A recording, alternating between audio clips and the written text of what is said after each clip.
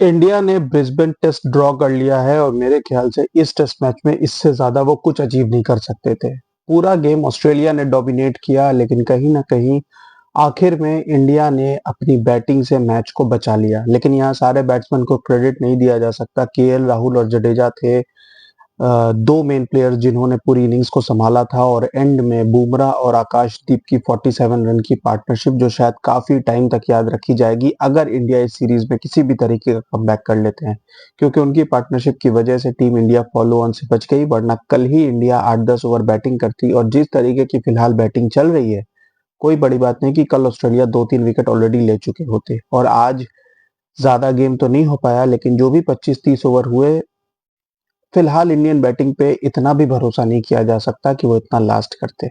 लेकिन बात करते हैं एक्चुअली में जो हुआ। बैट्समैन ने गेम को बचाया।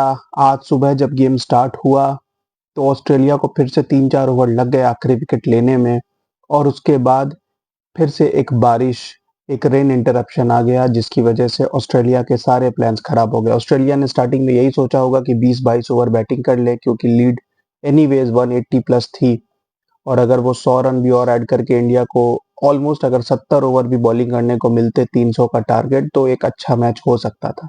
लेकिन 2 घंटे बारिश हो जाने के बाद ऑस्ट्रेलिया समझ गई थी कि शायद उतनी बैटिंग मिलना मुश्किल है, और उन्होंने काउंटर अटैक करने की कोशिश की। लेकिन गैबा एक ऐसी पिच नहीं है जहां एक न्यू रेड बॉल के साथ आप आते ही अटैक कर सको। ये एक फास्ट पिच है, और रेड बॉल में बुमराह जैसा बॉलर हो सामने तो बहुत मुश्किल होती है। बुमराह ने फिर जबरदस्त बॉलिंग की, 3 विकेट लिए।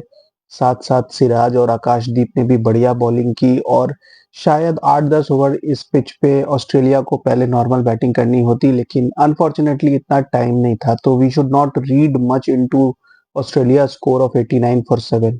नॉर्मल सर्कमस्टेंसेज में शायद वो इस तरीके की क्रिकेट नहीं खेलते, लेकिन मैच की सिचुएशन ही कुछ ऐसी थी कि उन्हें पता था कि 15 से 16 ओवर इतनी बैटिंग करनी है, और 89 फॉर 7 बनाकर इंडिया को बैटिंग करने का मौका दिया। लेकिन रेन इंटरप्शन फिर से हो गई, और सिर्फ 2 ओवर बैटिंग करके ये मैच खत्म हो गया। इंडिया डेफिनेटली बहुत ज़्यादा खुश होगी इस रिजल्ट से, क्योंकि जिस तरीके की उनकी परफॉर्मेंस थी, ये मैच बिल्कुल हाथ से निकल गया था। इनफैक्ट अगर रेन इंटरप्शंस नहीं होते, कोर्स बैटिंग एफर्ट्स जो थे अपनी जगह, लेकिन अगर रेन इंटरप्शंस नहीं होते तो इन बैटिंग एफर्ट्स के बावजूद टीम इंडिया बुरी तरीके से ये मैच हार जाती। लेकिन अब इंडिया को एक मौका मिल गया है।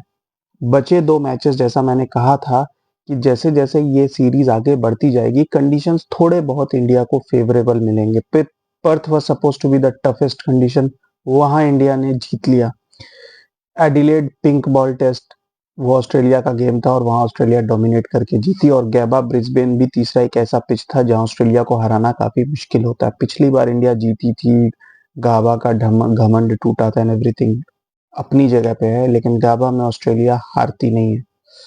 तो गैबा में एक तरीके से आप कह सकते हो इंडिया बच गई है। अब जो अगले 2 मैचेस हैं, मेलबोर्न और सिडनी, वहां के कंडीशंस कुछ हद तक इंडिया को फेवर करेंगे।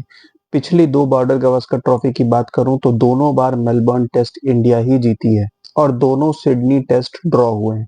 एक बार तो बारिश ने ऑस्ट्रेलिया को बचा लिया था, क्योंकि टीम इंडिया ने ऑस्ट्रेलिया को फॉलो ऑन दिया था और लीड 300 से भी ऊपर थी, लेकिन तब बारिश हो गई थी। और इस बार, पिछली बार सिडनी में आपको याद हो वो आइकॉनिक सेव जहां पर ऋषभ पंत ने पहली बार ऑस्ट्रेलिया में खुद को अनाउंस किया था एक 97 की इनिंग से, और फिर अश्विन, विहारी, पुजारा, इन सब ने डिफेंस करके इंडिया को गेम बचा कर दिया था। और इस बार फिर मेलबर्न और सिडनी में बचे 2 टेस्ट मैचेस हैं, तो देखना है कि क्या पुराना जो भी इंडिया ने परफॉर्मेंस दिया है इन ग्राउंड्स पे, वो इंडिया को फेवर करेगा। रविचंद्रन अश्विन ने अपना रिटायरमेंट अनाउंस कर दिया है। वो एक लेजेंड थे, उनके ऊपर मैं एक अलग से वीडियो बनाऊंगा, लेकिन इससे अब ये चीज क्लियर हो गई है कि जडेजा को तो फिलहाल ड्रॉप करना मुश्किल है, उन्होंने जिस तरीके की बैटिंग की है। और सिडनी में हो सकता है कि हमें सुंदर और जडेजा दोनों दिखने को मिले। मेलबर्न में भी कंडीशंस अगर फेवरेबल हुई तो अनफॉर्चुनेटली हो सकता है कि नीतीश रेड्डी की जगह सुंदर को मेलबर्न में भी खिला लिया जाए। फास्ट बॉलिंग यूनिट अब तो क्लियर हो गया है कि शमी नहीं आएंगे, क्योंकि शमी को 50 ओवर डोमेस्टिक टूर्नामेंट के लिए भी बंगाल स्क्वाड में नेम कर दिया गया है। तो इसका मतलब है कि यही 3 बॉलर्स आपको खेलते दिखेंगे। आकाशदीप ने सेकंड इनिंग्स में 2 विकेट लिए, कॉन्फिडेंस थोड़ा ग्रो हुआ होगा उनका डेफिनेटली उनकी इनिंग्स के बाद। तो आकाशदीप भी फिलहाल ऐसा लग रहा है कि अगला टेस्ट मैच खेलेंगे। टीम इंडिया में चेंजेस क्या हो सकते हैं, एक तो मैंने आपको बता दिया कि पिच की कंडीशन पर डिपेंड करेगा कि नीतीश रेड्डी और सुंदर में से कोई एक खेलेगा, क्योंकि जडेजा का खेलना तो अब तय है। टॉप ऑर्डर में फिलहाल तो कोई चेंजेस नहीं दिख रहे, लेकिन परफॉर्मेंस में चेंजेस आना बहुत जरूरी है, क्योंकि बहुत ही घटिया बैटिंग की है टीम इंडिया ने। और केएल राहुल ने फिर ऐसी बैटिंग करके इंश्योर कर दिया है कि ओपनिंग पोजीशन पे तो राहुल ही रहेंगे। तो रोहित को देखना होगा कि मिडिल ऑर्डर में वो कैसे फिट होते हैं। मेरे ख्याल से Rishabh Pant is batting too high at number 5 इस टीम में फिलहाल। अगर नीतीश रेड्डी और रोहित दोनों हैं तो ऋषभ पंत को नीचे आना पड़ेगा। Rohit should bat at 5, Rishabh Pant should bat at number 7 I believe currently, क्योंकि वो बैटिंग नहीं कर रहे हैं, वो स्लॉगिंग कर रहे हैं। और टॉप 5 में ऐसे बैट्समैन होने चाहिए जो 100 बना सके, जिनमें वो एबिलिटी हो कि टीम को बचा सके। फिलहाल ऋषभ पंत में ऐसा कुछ दिख नहीं रहा, उनमें सिर्फ ओवर कॉन्फिडेंस दिख रहा है।